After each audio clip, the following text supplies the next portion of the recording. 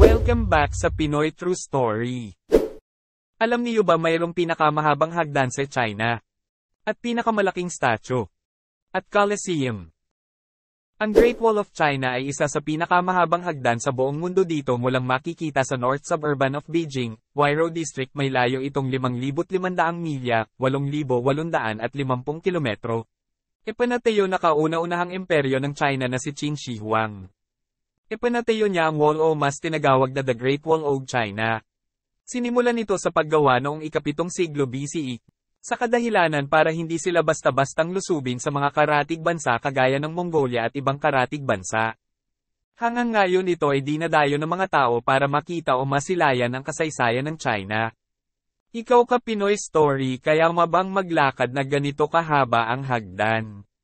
Kung ako ang tatanungin, mahilig ba naman ako sa mga malalayang lugar kagaya nitong The Great Wall of China? Alam naman natin na mas maganda na makapunta tayo sa ibang lugar o bansa. Ikaw, kaya mabang maglakad sa ganitong kahaba o kadaming hagdan para makita mo ang magandang tanawin? E-comment mo sa baba para malaman natin. Bago ko ipagpatuloy ang video, pa-subscribe at like. Maraming salamat. Okay. Ang Colosseum sa Roma ay itinayo noong unang siglo sa pamamagitan ng utos ng Emperador Vespasian. Isang gawa ng engineering, ang amphitheater ay may sukat na 620 by 513 feet, 189 by 156 meters, at nagtatampok ng komplikadong sistema ng mga vault. Ito ay may kakayahang humawak ng 50,000 manonood na nanood ng iba't ibang mga kaganapan. Marahil ang pinakakapansin-pansin ay ang mga labanan ng gladiator, bagaman karaniwan din ang mga lalaking nakikipaglaban sa mga hayop.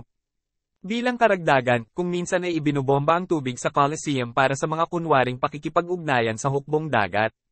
Gayunpaman, ang paniniwala na ang mga Kristiyano ay namartir doon, ibig sabihin, sa pamamagitan ng paghagis sa mga leon, ay pinagtatalunan.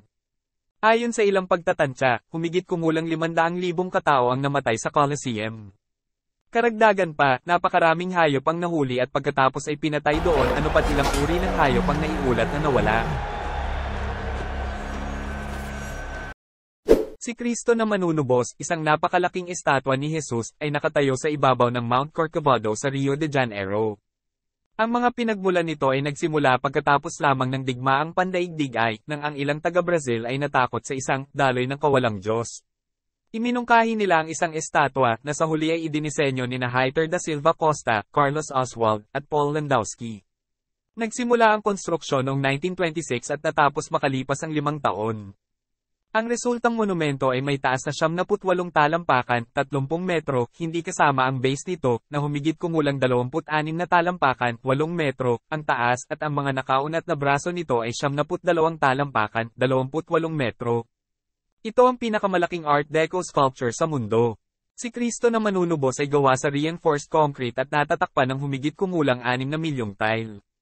Medyo nakakalito, ang estatwa ay madalas na tamaan ng kidlat at noong 2014 ang dulo ng kanang hinlalaki ni Jesus ay nasira sa panahon ng bagyo.